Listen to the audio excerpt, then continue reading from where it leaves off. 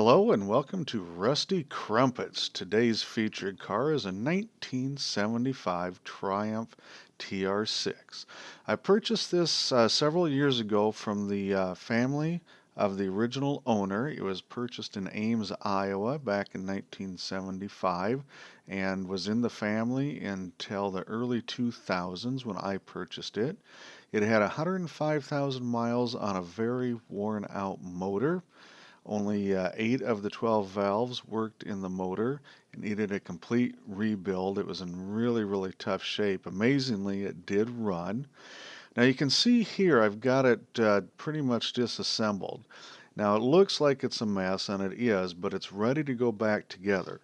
The inner fenders were heavily rusted, and this top deck, that's the original deck lid for it that goes above the gas tank, was in terrible condition. It took me about a year to find all the body parts, at least at a price I wanted to pay. And if you've never used them or been there, I highly recommend the Roadster Factory out of Pennsylvania. After about a year's search, somebody tipped me off to them, and they found me that rear deck section for about $500 cheaper than anybody else. And I called them up and I said, "This is what I need." And they says, "Well, it's out of stock. We'll have it on your door in 2 weeks." And I'm thinking, "Well, sure you will." And they did, and it's been amazing. Now, this has had some prior work done to it. This is the original deck lid that I pulled off this car, and it's a mess. You can see it just does not look very straight. On the edges, it was rusted. It's got some extra welds. And I don't know what happened there. I can't really tell you if that was factory or somebody monkeyed with it, but really, really bad shape. So this is coming off. Here's a part I thought would be a replacement, and it's okay. It's actually better than the one that was on there, but I didn't really want to use it if I didn't have to. Again, it would have taken a lot of work. You can see those front runners coming off the panel rust very, very quickly. So if you ever buy one of these TRs, check those out because they're usually pretty crusty. They look good on top, but if you reach underneath behind the panel on the inside, they're pretty rough. Here's an inner fender, and this is what's going to go on next. I've got both sides, so I've got to get that welder set up and get those tacked in so I can complete this and put the car back together. There's the other side. Very nice parts, not too expensive. They are a bit pricey to ship, but the overall cost on them isn't horrible. Not as bad as the outer fenders at any rate. And you can see here, this is just a shot of the new piece. This is the one that came from Roadster Factory.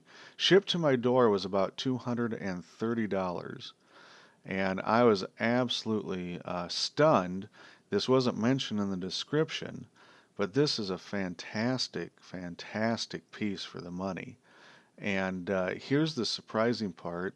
Oops, sorry about that. Don't drop these. They're not too fragile, but not recommended. It's a heritage piece. This is a British Motor Heritage sticker. So this came off of the original tooling from the factory. And to get an original heritage piece for that price was really amazing. Very, very happy about that. And you can see I've got a few other pieces. I've got to put some stuff up behind the door jamb. This here actually I think is MGA. I'm not sure. That was from a different car. It doesn't go to this one. Overall, this car is very straight, very dusty. Here's a couple more parts. Those are inside the door at the bottom of the door jamb next to where the seats would go. And there's the arms. That's a brand new set, and they are a little bit pricey for their size, but you'll want to do that because they look fantastic and they rust out, so make sure you rust coat them. That's behind the door latch there. I've got to do both of those.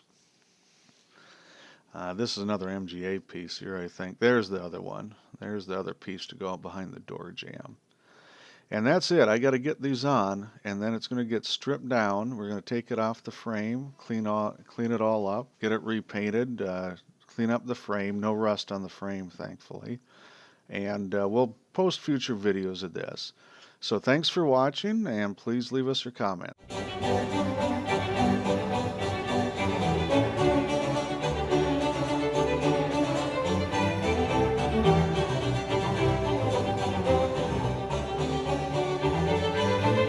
Rusty Crumpets.